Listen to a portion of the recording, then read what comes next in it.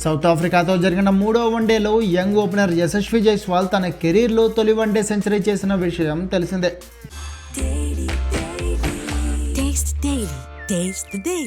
క్రీజులో కుదురుకునేందుకు చాలా కష్టపడ్డ జైస్వాల్ హాఫ్ సెంచరీ బాదే వరకు చాలా నెమ్మదిగా ఆడాడు.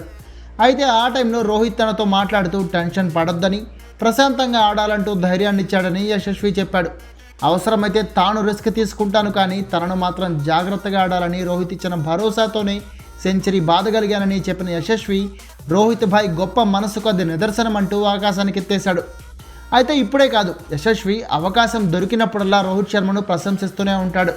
రోహిత్ శర్మ అద్భుతమైన నాయకుడని, అతడి గేమ్ వేరే లెవెల్ ఉంటుందంటూ ఎన్నోసార్లు హిట్మ్యాన్పై యశస్వి ప్రశంసల వర్షం కురిపించాడు. రోహిత్ కోహ్లీ వంటి లెజెండ్స్తో కలిసి క్రికెట్ ఆడడం తన ఆటకి ఎంతగానో ఉపయోగపడిందంటాడు జైస్వాల్.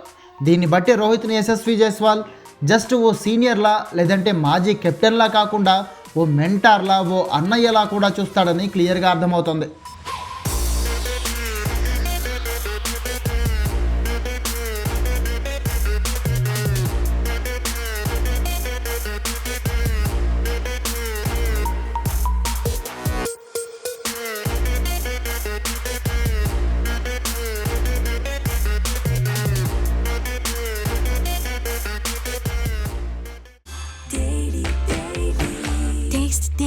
Taste the Daily.